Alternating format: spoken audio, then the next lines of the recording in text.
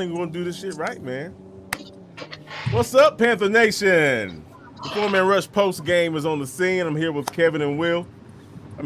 Kevin and Larry, aka Smooth, and we're gonna talk about this post game W. Yes, finally a W, ladies and gentlemen. Man, now, granted, we didn't get in the end zone as much as we like to, it is what it is. But 0 turnovers, and our defense forced 4 turnovers. And that D line showed up today, ladies and gentlemen. Good Lord of mercy. But anyway, let's get down to the nuts and bolts of this thing, man. Let's talk. Well, we'll go ahead and start with you, Larry. Just tell us what you thought. Offensive, defensive side, and then we'll hop over to Kevin, man. Well, question for Kevin. If I made a post on the Facebook group, I just put tank for these nuts, would you guys approve that? Because, a W in the win column, that's a little bit further away from getting to Trevor Lawrence like half the fan base wants. But I'll jump right into the football aspect. One of my biggest takeaways is even though we're in a rebuild, you kind of see the culture changing. Like, even over the last 3 weeks, the team never gives up. We fight our way back in the games. We face a little bit of adversity, because the Chargers were driving. They were trying to take the lead, and we ended up, holding our end and making sure that didn't happen. So facing adversity earlier is really good for this football team. But my biggest takeaway is that, when the offense is struggling, like you mentioned, Tim, we were just getting a whole bunch of field goals. The defense found a way to step up, get sacks, and get turnovers. And then in previous weeks, you see where the defense is struggling, the offense finds a way to get rolling. When you can do things like that, that's the formula for winning, even though, we're not 2-1, we're 1-2. But the team is showing a lot of signs of being a really good football team, and I'm just going to credit Matt Rule for that. If I can give him any credit, you can literally see within the first few weeks that the culture is kind of changing. So that's what I'm most pleased about. A lot of guys been ragging on my boy Dante Jackson. They're not ragging today. I know he gets beat sometimes. You can have a headache with his tackling, but just that ability to take the ball away and do something with the rock, that's something that's paramount. And he seems to be the only guy that can do that for us right now. So those are my biggest takeaways. I'm glad my favorite player had a good game today. I'm glad we finally got after the quarterback. I've been watching the trenches closely a lot lately. I've just been really displeased with our ability to get to the quarterback or at least move him off the spot. But we did that on a consistent basis today. So that tells me that guys are doing what they're supposed to do in the film room and learning and getting better every day. That's my little highlight reel for the day. Right on, man. Right on. Kev, what'd you think about this W, bro? Yeah, well, for me, man, this dove, it was definitely something that was a joy to watch and enjoy. I definitely enjoyed seeing the sacks come in the first part of the game to kind of set the tone that, we showed up, we here. We tired about hearing about these sacks. So, y'all can kiss these nuts. You know what I'm saying? So I'm glad that, we got that out the way first of all. Let's go ahead and just hush all this nonsense about some sacks. When the whole scheme of the thing is that's just a part of, quarterback pressures. But me as a team, I saw a team that was on the road without his best, not just offensive player, but I'm going to say the best player on the team in Christian McCaffrey, missing our starting left tackle against potentially one of the better front sevens in the NFL. We're talking about a team that had the defending Super Bowl champ on the rope just last week, and they had to gut one out to in overtime just to beat these Chargers. So there's definitely a lot to be proud of with how we went with a team that took the Super Bowl champs all the way to the ropes. So that lets me know that as we figure this out, that we really can hang with anybody when we put the effort together and when we tie up the loose ends and when we don't shoot ourselves in the foot. And one of the things that I was proud of is the fact that we didn't shoot ourselves in the foot with turnovers, still some penalties, still some third down things that could be better. But again, we know that's a work in progress. Y'all know what I've been saying. This is game 3 per se preseason for me as far as conditioning, as far as getting themselves into a routine. I've been saying from the jump, after the first 4 games, week 5 at Atlanta's when everything counts. But for today, want to stand a moment. Just a good overall win. I like seeing that the pieces are staying a little bit more consistent week after week. Still a long way to go. Me and Larry, we stay watching in the trenches, but I saw the run blocking get a little bit better today. Matt Rule like to say we like to get 1% better. I'm gonna go out there and say that the blocking got 10% better today, and I think that the holes were there. Overall, I just like how our team played. And can I get a shout out to our first round pick, Derrick Brown? People want to be all on him. I think he had 2 or 3 tackles for losses, disrupting plays. I know a defensive lineman stats ain't gonna be sexy, but he was constantly getting pushed, chasing plays down, and just impacting the game from the jump. So, for guys that like linemen to see the way he played, if we can get him to bid off that type of effort and keep improving, it's just gonna make things a whole lot better. To be honest, you couldn't even really tell that we missed Kawan Short. And that goes to the defensive line coach. Having these young pups ready to play. So overall, I really was pleased with the effort in spite of the circumstances. And that 10-game losing streak is over. Let's build on this winning streak next week in Arizona, where your boy will be there, special invited guest. We'll talk about that later. Right on, man. Yeah, but I tell you what, dude, it's great to see that defensive line gel like they were doing, man. They were doing a whole bunch of stunts and twists and just really, really honed in on their techniques this game. Like, you could tell, man. If you look at the film on Tuesday, or if you guys have all 22, whoever, or if you get a chance to look at the game again, watch on the defensive line when they doing their twists and stunts, how tight they move together. There wasn't a lot of gap. Like, they weren't doing like huge loops around each other, man. It was tight. They were just skimming like jersey on jersey almost, and coming around that edge and hitting that A gap on the twist, man.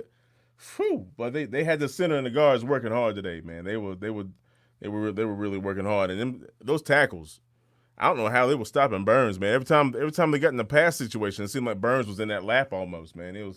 It's amazing that Burns only had 1 sack, and I think two forced fumbles or 1 forced fumble or something like that. He might even been on another sack, got an assist maybe. But man, that D line. But I will say this though, our linebacker core is wow, something to be seen with that linebacker core, bro. Yeah. I agree with you there, man. It's just, but it is what it is. You got a couple journeymen in that group. You paid a guy like Shaq. We're just still waiting to see the best of Shaq.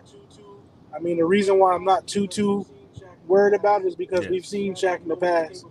We actually know what he's capable of. It's not like we're watching a player and it's just the unknown. Like, you know what he's capable of. You're just waiting for it to happen. Same thing with Dante. We know he's a really good football player. We're just waiting for him to get consistent and do the things that we know that he's capable of doing. But I can't complain too much. When I watch this film tomorrow, that's when I'll have all my complaints. But just looking at the game from a fan's perspective, you just got to be pleased at the way the team came out. You got to be pleased that we're looking better every week. One thing we didn't talk about is our little receiving duo that we got right now between Robbie Anderson and DJ Moore. They combined for, I think, maybe 7 catches for over 120 yards, I think. Let's see here. Yeah, Robbie had 5 and DJ had 7. Yep. I mean 2. Excuse me. Well, 7, but DJ had about 65 yards. Robbie had about 55. Right. So just the explosive plays you can't ignore. That's what they both were capable of doing today. Just explosive playmaking all the way around. So can't nobody say Teddy ain't got no weapons. I'll tell you that much. He got weapons. So it's going to come down to if this team can get the trenches right. But it's a rebuild, but it looks like a very good football team if you can get the trenches going. Buddy, Teddy can throw that rock, folks. If you notice the nose of the football when you guys watch the film again, notice the nose of the football and those deep routes that he threw to DJ. I mean, nose down right in the pocket, Jack. I mean, it was and it just floats in there. It's not some like we used to. I mean, Teddy puts a sweet touch on that ball, man. It's catchable. I don't even, I don't think there was that many drops today. I'm not seeing it on the stats because it's not that detailed. But I'm trying to remember if we had that many drops today in the passing game. I don't think so. Teddy was. I seen DJ drop. I seen DJ drop one, but Okay. nothing to hold your head down about. It wasn't a momentum killer like what we used to. Yeah, like last week. Yeah. But yeah, Teddy was 22 or 28, folks. Beautiful. So, Kev, talking to offense, man. What did you think? What did you think about the O line? Yeah, as far as the O line goes, I was really impressed with the moments of consistency that I saw. Let's talk about somebody that we continually blasted last year that we really ain't said too much about this year. And Larry, you can feel free to join in That's on Matt on the. Paradis. I Yes, already know where you're sir. going with Yes, this. indeedy. Yes, indeedy. Yes, sir. Y'all was hanging me with the hangman rope for sticking up for that man and saying, hey, he's coming off a broken leg. He ain't doing no all-season conditioning. Y'all wasn't trying to hear that because PFF was saying he was the worst center ever, blah, blah, blah. And I was just, as someone that played center, I know how that is. I played center and guard. So I know exactly how it was. But, we started seeing the last 4 games of last year like he was starting to get his groove back. And I'm not saying he ain't had a couple moments, but overall, you're not seeing big, huge gaps of penetration right in the quarterback face that we used to. And I'm seeing some nice push as well. So look like that he's on track, because I'm not going to say he's there, but he's on track to reestablish his good name that he had been the second offensive the second highest rated center after the 2018 season. So I'm definitely glad to see him play well. Another thing is, I think, and Larry, you could tell me if you noticed him any, the left guard that replaced Schofield, I think it was Who, Chris Chris Reed, Reed? wasn't it? Yeah, he was solid Yeah, today. yeah. Solid play from him. The left tackle, the kid from what was he from? He's Chris from Scott, HBCU, Grambling State University. Grambling State. Yeah. Grambling. Yep. Now he went up against Joey Bosa, and Bosa got him a couple times. Hey, that's an All Pro. It's gonna happen. I seen him do other All Pro offensive tackles Oh the yeah. same way. Weekly. So, but overall, I mean, as far as like offensive line penalties and things like that, we had largely a clean game. So again, we did just enough to establish enough rhythm for the offense to get enough points to come home with the win. And when you done lost 10 in a row, that first one you take it any way you get, and just to get that monkey off your back. Now when they come back to work on Monday and they'll and watch film, they'll be able to be focused. Like, okay, we won, but we know we could do a lot better because we left at least 3 or 4 touchdowns out on the field.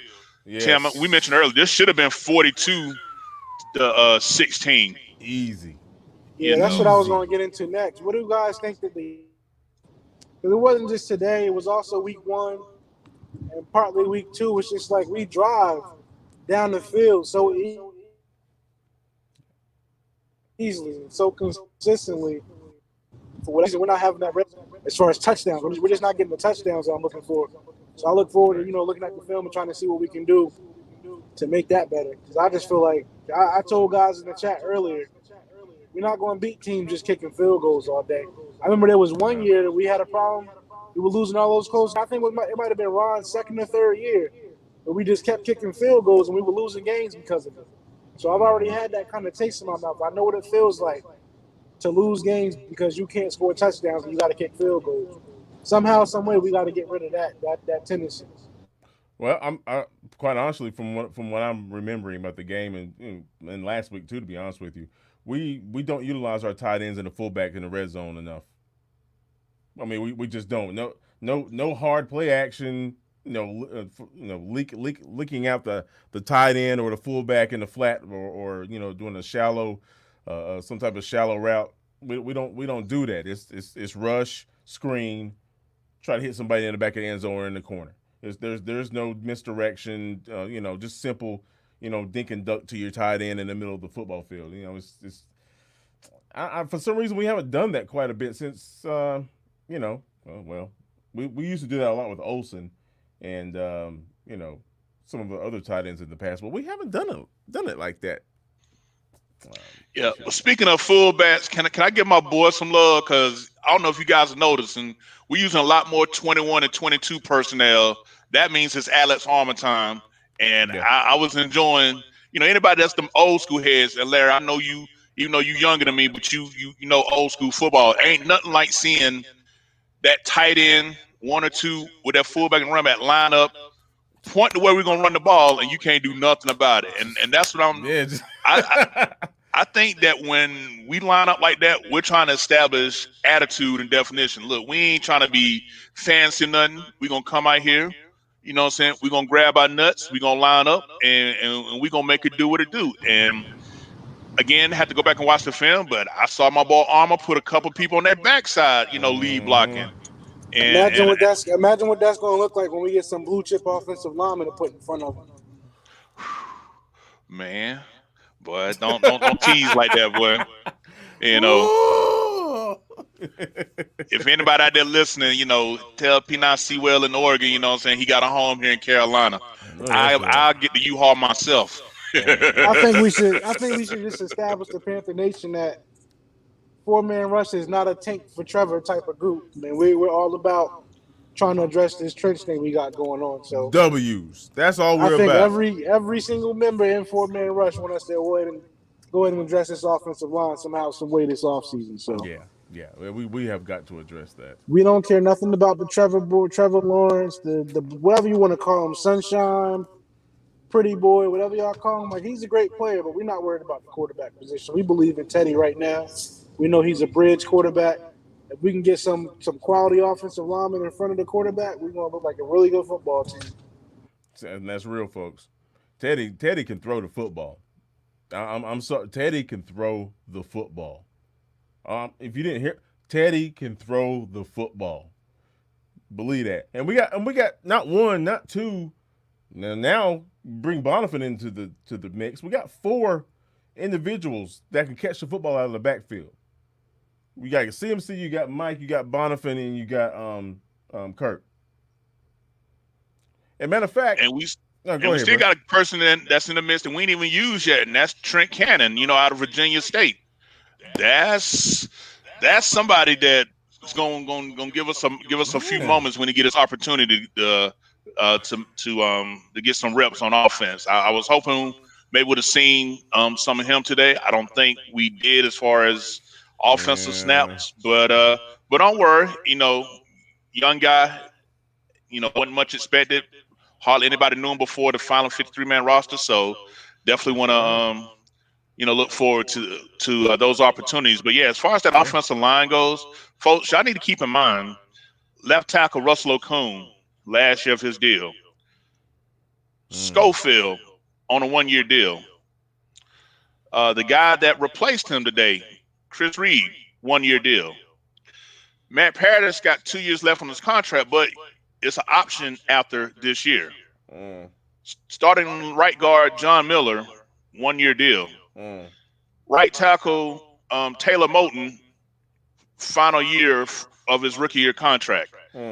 So Tyler Lawson is up as well. I think he's up at the end of this year too. Right. So again, I'm glad that we can finally say it with respect to Trevor Lawrence, but fuck him. We need offensive linemen. Let me just say it for what it is, because it's real. The Teddy that we saw today, that was the same Teddy with the Saints when who had a much better offensive line, and he was putting up similar numbers, with them. Now, they had a little bit more better talent in the offensive line and skill positions, but you're seeing now that with mediocre offensive line work, that 6 incompletions Yeah. One of them When the was a last drop. time the Panthers had a quarterback play a whole game with 6 incompletions and throw the ball over 25 times? I'm just saying. Hold on, let me pull up. Let me look at his. Let's look at what Teddy's numbers look like for the season so far, man. Cause if I'm not mistaken, bro, he has some really good Oh, numbers. I got those numbers for you if you want to. Go ahead, talk to him about it, bro. Talk to the people about them numbers. So let me see here. Because today he was 22 of 28 for 235 and a touchdown, no picks. 113.5 rating. Okay, last week he had better numbers than Tom Brady and he contributed 3 turnovers. Yep. So here's Teddy Bridgewater after the first 3 games. He's completed 77 passes on 104 attempts for 74% completion. 871 passing yards, which he was 5th in passing yards before the game. So depending on how everything's pan out, we'll see where he goes. Still likely going to be in the top 10. 2 touchdowns and 2 interceptions. It is what it is. A 98.5% passer rating. 8.3 yards per attempt when he throws the ball. So all of this, he's a check down quarterback. No, he's not a check down quarterback, folks. Nah, man. He's been sacked 8 times, but like I said, we discussed the offensive line. So, I mean, not saying that these numbers are validating that he's the long-term answer, but he's providing consistency and stability at the quarterback. I like seeing good fundamentals in the pocket, stepping up in the pocket, sidestepping, knowing when to throw the ball away. I'm just enjoying seeing that on a regular basis. So, yeah, for And those, he can make every throw for the doubters. Sure He can't throw the ball deep. The man can make every throw on the field. Like whatever throw you want him to make, whatever throw Joe Brady makes up, he can make every throw. He's shown me that already. yeah, So kill all of that. yeah, but I man. blame fantasy Please. football. People want to see, 30, 40, 50-yard pass plays and big splash and all that. Meanwhile, the GOAT has made a Hall of Fame career and got 6 rings off of literally dinking and dunking. I don't know if y'all been seeing them Drew Brees numbers, but I don't think he threw the ball past 5 yards yet. Nah, Father Time catching up with him. Yeah, look like Father Time and a Mother Nature working on him. But I'm gonna leave that alone for when we see him later on. But yeah, man. But yeah, Ted is the least of our worries. So as stated, 4-man rush. We not on the tank for Trevor Tip, none whatsoever. Right. Yeah, it's all about W's, folks. We still have a long season ahead of us. We still got 13 games, right? 14, 13? 13. Hey, approved by post, man. When I put it up there, tank for these nuts, man. I'm not trying to hear that tanking noise, man. We can win. We've shown in 3 weeks we're a football team that can win games and we limit mistakes. We've been in every game. So how is a team that's tanking trying to go 0-16? They've been in every game so far. We ain't get blown out by nobody. So that tanking noise, I just want that. I need that to die. I don't want to. I don't believe that tanking actually But works he's in the only NFL. thrown 2 touchdown Just passes, being perfectly honest though. with you. Hey, what do you guys think about Chin starting over Burris? You think it's time? Nah, I mean, Burris is our other safety. Chin is playing that hybrid. When you try to, my position, fans are having a hard time grasping Chin had positionless 12 players. tackles a day. Exactly. Yeah, he's in his right spot, man. Yeah, and Burris had a much better game today too. So, I mean, Bird, like I say, let these guys play themselves in the because we're seeing each week improvement. Let these guys play themselves into what they got to do, man. Like I say, you talking about what? Literally like a month ago or 6 weeks ago, these guys were seeing each other for the first time. Spent 3 months in the off season doing Zoom meetings and lifting sandbags in the garage. Come on now, that ain't no. Like let these players get their legs up under them. Yep. Just patience, folks. Patience. Yeah, that's the best thing we can do right now. I quite honestly think this, from a scheme standpoint, it's best that we do have three safeties on the field. I mean, just because Chen's going to get better at covering. He's already pretty damn decent at tackling in open space. Um, you know, it's important that we stick with what we got. And now again, you got to remember, Chen's a rookie. Okay, I mean, he still has a learning curve here, folks. No, I mean, he's doing a great job, but some of that's because he has veterans that he's playing with. Trey, to be specific, and I think that's helping him along with the process. But let's keep him in the scheme where we got him right now. I mean, but he's a hell of a player. Hell of a player. People make fun of Trey Boston and his tackling. I don't know if you pay attention to detail, but he saved the touchdown earlier. Whoever the corner was over there on that right sideline, he fell. If you got a veteran quarterback, they're hitting that receiver in stride, man. That was Pride Jr. Yeah, Pride, he slipped up earlier, but Trey Boston came and saved the day, man. He hot punted that football, man, and broke it up. So you know that's a game-saving play right there. So I give Trey Boston a lot of credit, even though he could be a much better tackler. But overall, veteran presence, he's second to none. Yeah, man. Yeah. It's gonna be a good season, folks. And the reason I say that is because we're gonna see progression every week. I guarantee you, we're gonna see progression every single week. So, can you guys see the chat feed on the screen?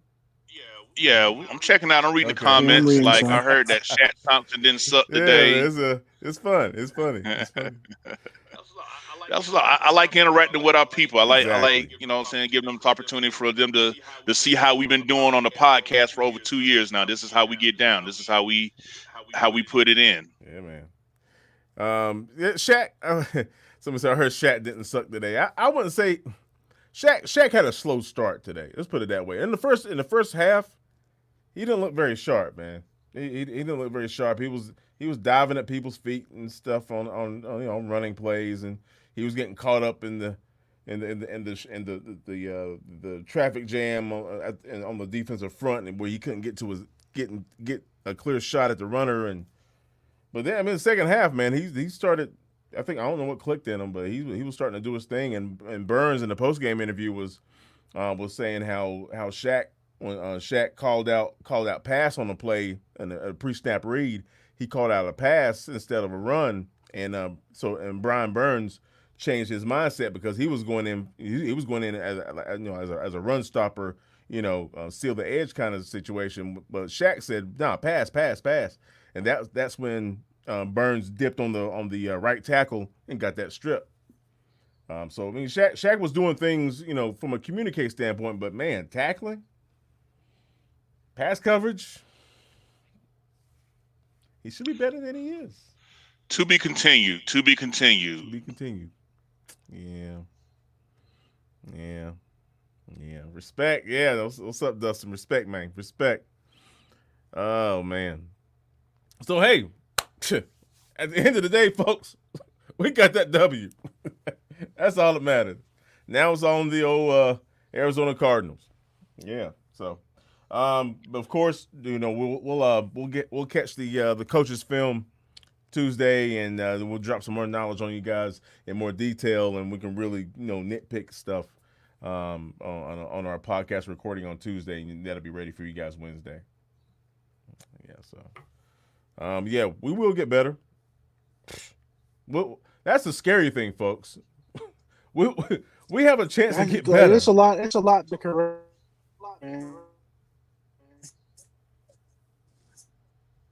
Real talk.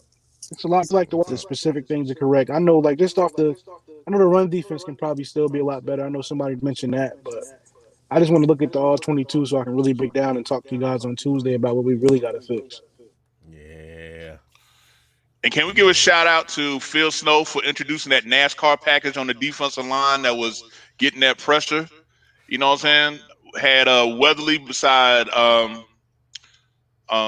Brown as defensive tackles, and then Burns and was it Obata on the end or Haynes? Both. Nah, and that change. it was Burns, Haynes, Weatherly, and Obata. Obata and Yeah. Weatherly were at the Okay, DT spots. Yeah. Yeah. okay, yeah. So Man. shout out for thinking outside the box and getting some speed and some hands that can be disruptive on them interior offensive linemen to make it work. This Man. is the innovative thinking that fans don't notice, but we do, and we just try to bring it to you guys' attention to let you know there's levels to this. Mm-hmm. You know what I'm saying? So we that was I like that change up. So I want to continue to see the mind of Phil Snow evolve with these defensive scheme and philosophies. I know a lot of you people are, why we only rushing three? I hate when they just rush three, but that 3-man rush slowly is starting to get home more. It's getting better. Yeah. That Yeah. It's package getting also better. helps out. It also helps out Derek Brown because it keeps him fresh. He was able to actually give his all, step off the field, get his win back a little bit. I seen 100% of Derek Brown today, and that was really because of them sub packages where he got to come off the field and get a little bit of a break. Great point. Great point. Because he was just moving people. It was amazing. His ability to disengage. Whew, God Almighty, he's violent, man. Brown's a violent brother, boy. I tell you, good Lord. That nice nasty. And hey, Weatherly, my man, though. Number 91 gets busy. I dig me some Weatherly, man. He's all over the place. I love that. I love that energy he has. Let's see. Yeah, Burns was in the backfield quite a bit. He sure was. He sure was. I think he's starting to get his legs back under him. Go ahead, Joe.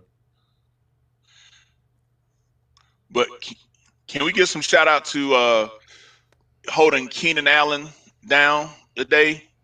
Good Well, point. I mean, I know overall he got a lot of targets, but he wasn't the killer that I thought he was going to be. I know his stat says 13 receptions, 132 yards, but a lot of that was on that last drive. Up before then, we really kept, what I'm saying, a nice grip on him for most of the game. We did. At one You know, point, Jackson had that man 4 catches for 3 yards, bro. I gotta give my boy Dante some credit, man. At one point, that man was held to 4 catches for 30 yards. Started the second half, I believe. And just looking over the stat line, people talking about Justin Burris. He had 8 tackles, folks, and a tackle for loss. Yeah. So that's improvement. Our secondary as a whole had 7 pass defenses today. That's an improvement. Yes. We had 8 hits on the quarterback. Damn, that's an improvement. Yes. 8 hits, folks. And we had a total of 6 tackles for loss.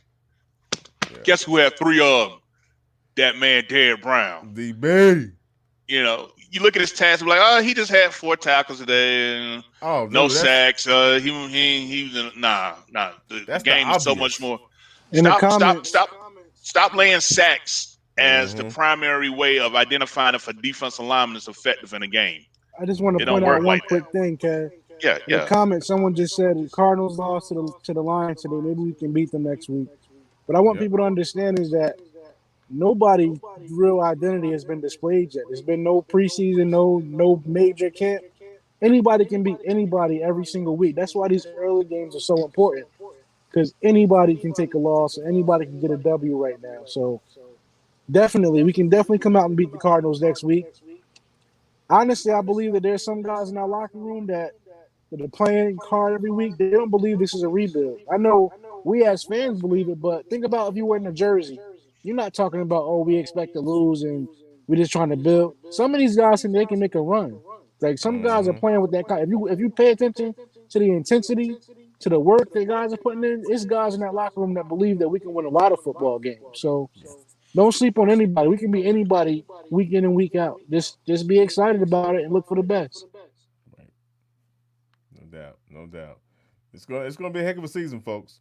Sit back and relax. And if you're the type of person that likes to see growth, right? You like to see people build their success in front of your eyes.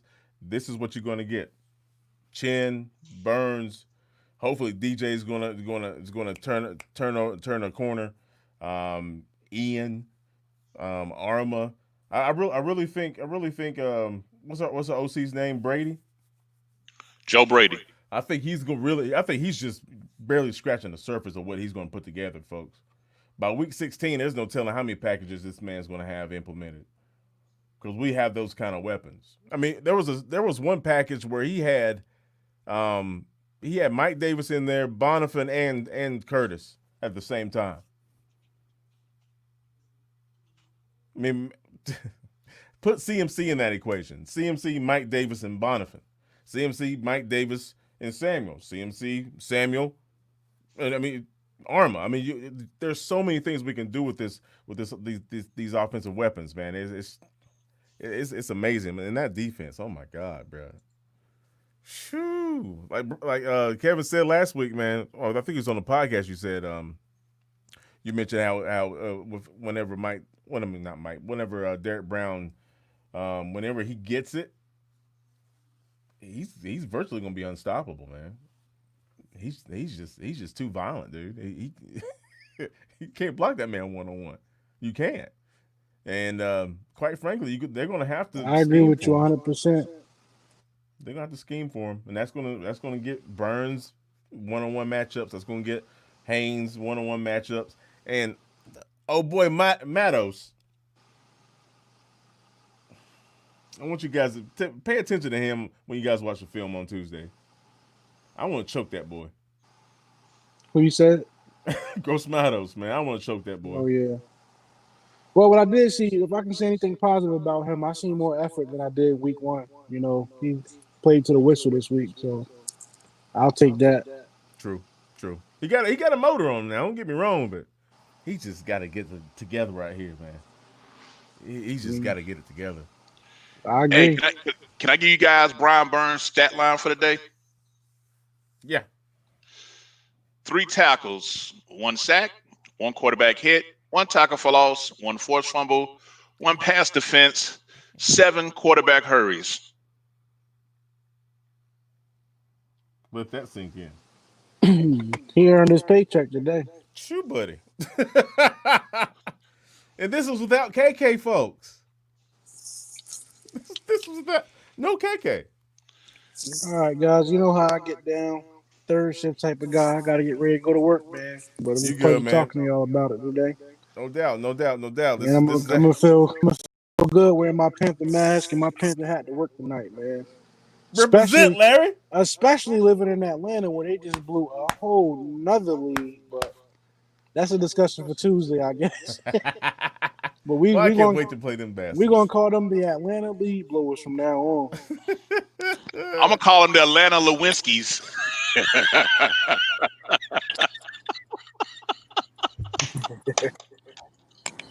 But hey, man, y'all keep pounding, man. It was a pleasure talking to y'all tonight. I'll talk to y'all soon, all right? All right, man. Bro. We'll catch you later, man. Have fun. This man said, oh, dude. Oh, that's funny. That's funny. Yeah, that's funny. Yo, I'm gonna have to Photoshop her picture on a Falcons helmet, bro. There's got to be a meme somewhere of that. There's got to be. Come on. Especially by now, especially after that Super Bowl. Oh boy, there's got to be. Oh yeah, someone brought it up. I said in a 4-man rush chat, play the game. J.J. Jansen for pinning that ball on the 1. How often do you see a long snapper do that? Now, this is a guy that hardly ever gets mentioned. Been with the team since 2009. Mm-hmm. Only 1 bad snap since then. Mm-hmm. You know, and he going out there and he making plays like that. You know. That's a pro right there. That's someone that loves the game and go out there and does what he's supposed to do. So definitely want to give a shout out to our long snapper for putting in the position to have them to have to force to go 99 yards. Hustling. You know, I mean, think about it. You got to snap that bad boy and book it down the field like that. Yeah, and then you got to look up to track the ball to be able to. Man, you got to do all that. You know, that's something as fans we take for granted. You know. Indeed. But yeah, definitely a big shout out. But man, I'm just glad we got that monkey off our back. The hell out of here. So this is gonna make the podcast fun, boy. Come Tuesday, I can't wait. Ah. I can't wait. Nothing like a W, boy. Oh, are we getting ready to wrap this up, Tim? Yeah. All right, so let me just let you guys know, if you haven't heard by now, if you've been following the Foreman Rush, I was chosen as part of the Keep the Streak Alive contest by the Carolina Panthers on Twitter, and I was selected to go to the game on this coming Sunday against the Arizona Cardinals.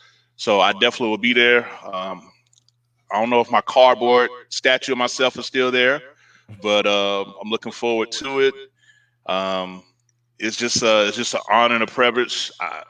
I'm just curious what's the surprise going to be, because what I got in the email states that it's going to be me plus one lower level seats. Even though I like the 500s, you know what I'm saying, Team Savage, but I'm gonna be down in the wine and cheese bougie session, you know, like that. But $200 Visa gift card for food and drinks, $50 credit from Lyft, my own Panther jersey. They asked me to name my 3 favorite players. Y'all already know who I told them. I said Alex Armour, Derrick Brown, Christian McCaffrey. I'm gonna see which one of them, they gift me with. I'm gonna have a video scoreboard moment where I'm gonna be on the big jumbotron screen, and they said a big surprise. So, curious how that's gonna be. So, Foreman Rush, we're gonna be on the scene. Definitely make sure I represent us as a business. I'm represent our fans as well. So, I'm looking forward to next Sunday. Outstanding. And exclusive. Now, are there gonna be other fans there, or? Yeah, it's other fans. The state of North Carolina has said that stadiums can hold 7% of their capacity. So with Bank of America holding around 75,000, they came up to be about 5,300. Okay. So nice. That's what's up.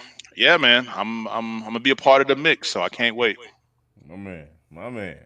Yeah, congrats, bro. Congrats. Appreciate it. Well, Panther fans, thank you again for joining us for our second only ever post game show. We're gonna start doing this after each and every game throughout the season, and this is our format. We like to engage with you guys. We love it that you come on here and chat with us, and we give you our take on the Panther games from obviously from a 4-man rush perspective, and this is how it's gonna be. So appreciate you, man. This is fun. I'm digging it. All right, so on behalf of Kevin and myself, man, thank you guys, and hopefully Kevin will see you guys at the game on Sunday against old Arizona. Ooh-yah, man. Hey, you guys take care of yourselves. Keep pounding.